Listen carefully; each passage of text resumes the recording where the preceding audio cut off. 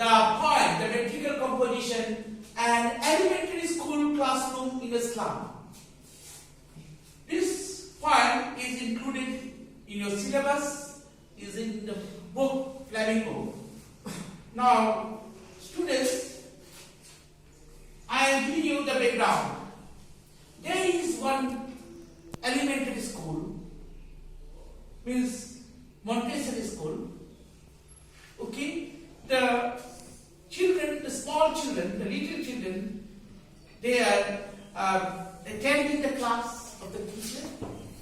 Okay, so the children are sitting in an elementary slum school. The school is in a slum area. Okay, where impoverished and underprivileged people live. So this is the abode of the poor people.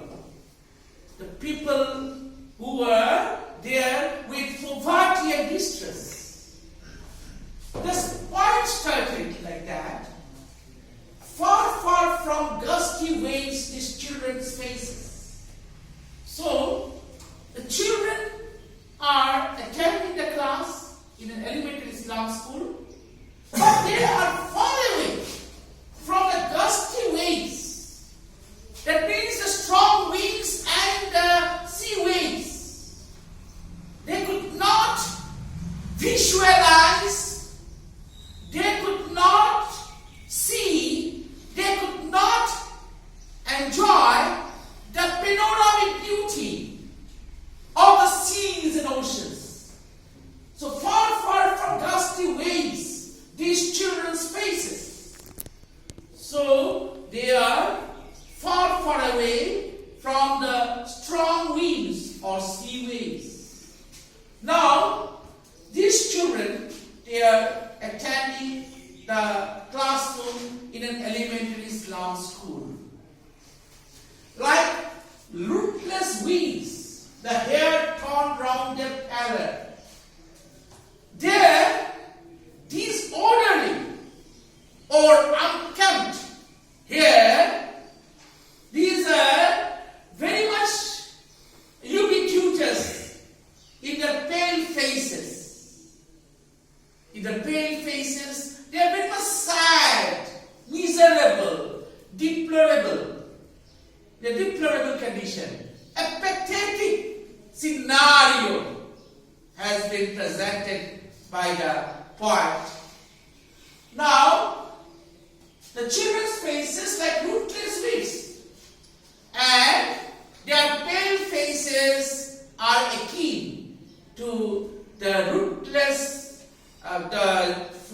plants, wild plants of the forest. The rootless wild plants of the forest. Here, the poet has compared their pale faces with rootless wild plants. Their hair torn round their parrot. The tall girl with her weighed down hat. So, there is one tall girl in the class who is sitting there, and she is very much depressed. She is very much exasperated. She is very much despondent. She is very much saddened by the students. So, the tall girl who is there is very much depressed. Okay, and she keeps her head down. She keeps her head down due to depression, due to exasperation, due to despondency. She is very much disappointed, my dear students. Very much sad. The tall girl with her weighed down head, the pepper-sitting boy with red eyes. There is one boy who is sitting in the corner. And he is very lean and thin. His eyes are bulging out. His eyes are bulging out. Okay, but he has bulging eyes as if it is coming out. The eye which comes out is called, his eyes are called bulging eyes. So he possesses bulging eyes, and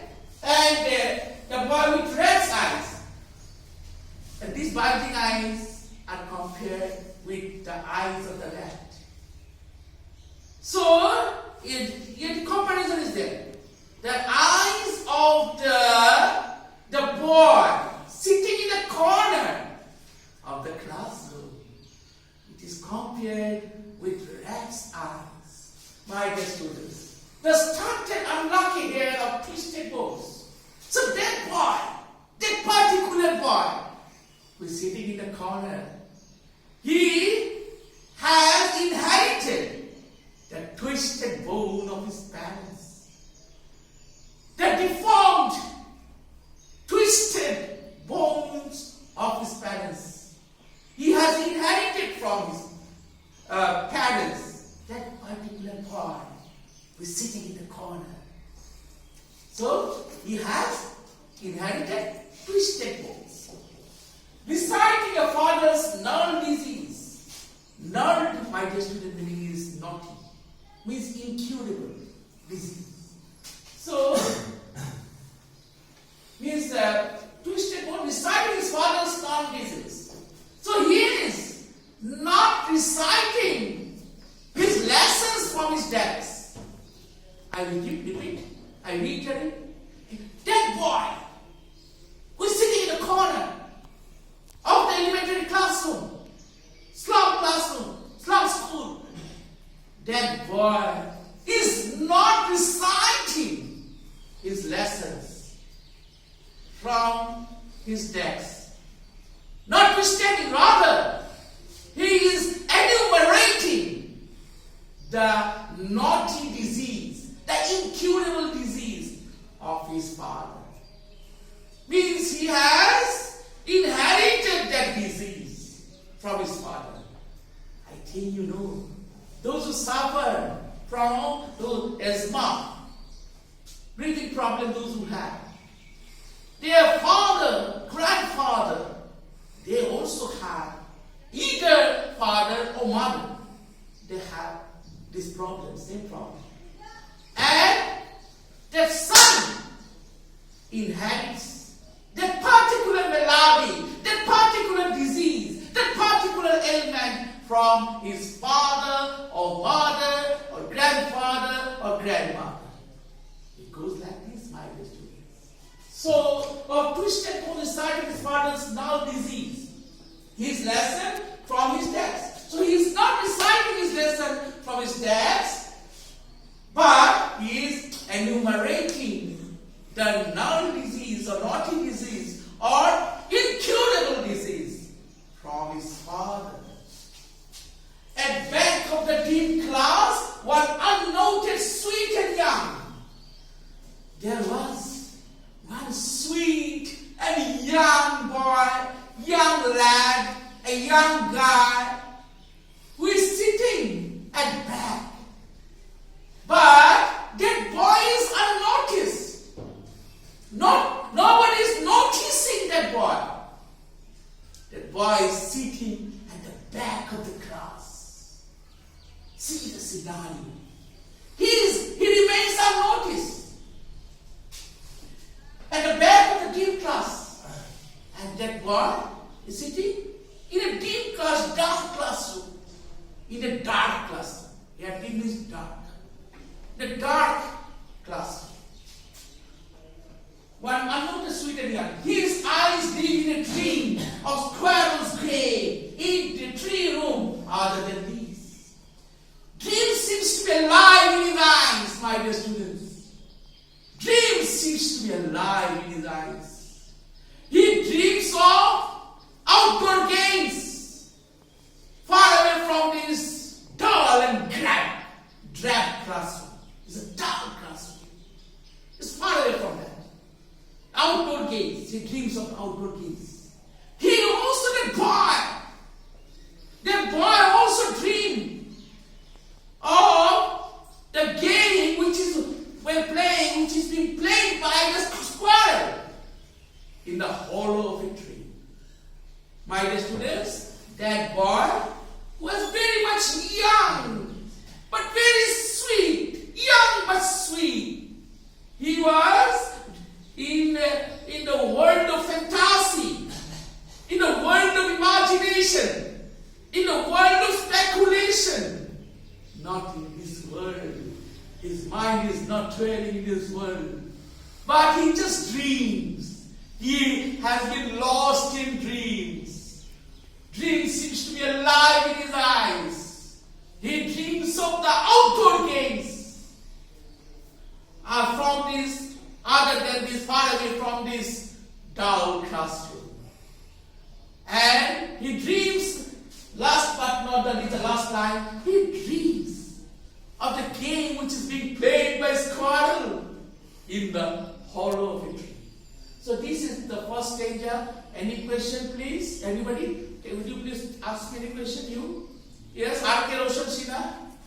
Any question from your side? Anything from this stanza? If it is not intelligible to you, you are at liberty, you are free at liberty to ask me any question from any corner of the world. And I am a teacher, I will certainly give you an answer. Yes, R.K. Roshan Sina?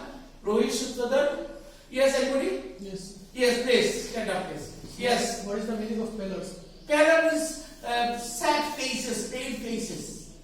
Pale faces, sad faces, miserable look. These are all synonyms. Yes. Anybody else? Please come with your questions. Yes, anybody? Girls? From girls' side, anybody? Far from gusty ways, distorted faces, you understood? Like rootless weeds. Weeds, I told you, is a useless wild plants. Okay? Weeds. The hair torn round their pallor. Pallor was just now what Nasim asked me. Pale faces, sad faces, miserable faces. Pallor. A tall girl. There was a tall girl I told you. Okay. With her weight down hand. So she has kept her hands down. She has kept her hands down. The pepper singing boy with red sides. Pepper singing was lean and thin boy. Okay. Very lean and thin. Does not have any weight in his body. So he was emphasized or he was referred to as pepper singing boy. Now the pepper singing boy with red sides. So he possessed rather the bulging eyes came out from his that area. So that eye was compared with rat's eyes. His bulging eyes were referred to compared with rat's eyes. The stunted unlucky here. So there was no development. Stunted is what? So there was no growth. His growth was blocked. Whose growth was blocked? The pepper singing boy. The boy, the lean and thin boy. His growth was blocked. And his body was undeveloped. There was no development of his body. So we tried to start unlucky here a twisted boat, reciting a father's non-disease. Now I just now told you a little while back. The nerve means naughty, K-N-O-T-T-Y. K-N-O-T-T-Y. Naughty or incurable disease. So the disease will not. Say many diseases are there. Say glioblastoma, one disease. Then next another disease, very difficult disease. AIDS, acute immune deficiency syndrome. Okay. Next, what disease I'm telling you, which is the largest word in English. That is, in biology is the pneumono ultra microscopic silicovolcanoconiosis. There are 45 letters in this word. Once again I repeat. Pneumono ultra microscopic silicovolcanoconiosis. So this is also a disease of lungs. Lungs disease. Incurable. So there are many diseases, many maladies, my dear students. And some diseases, some ailments are curable. On the other hand, on the contrary, there are some diseases which are incurable. Okay. So his father was suffering from an incurable disease. So nerve disease, referred to in the part. His lesson from his text, what does it mean? That he is not reciting his lessons from his desk. Rather, he was enumerating the naughty disease of his father. And he has inherited that disease from his father. Okay.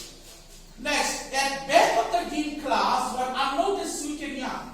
So there was one young but sweet boy, sweet and young boy, sitting at the back of the classroom.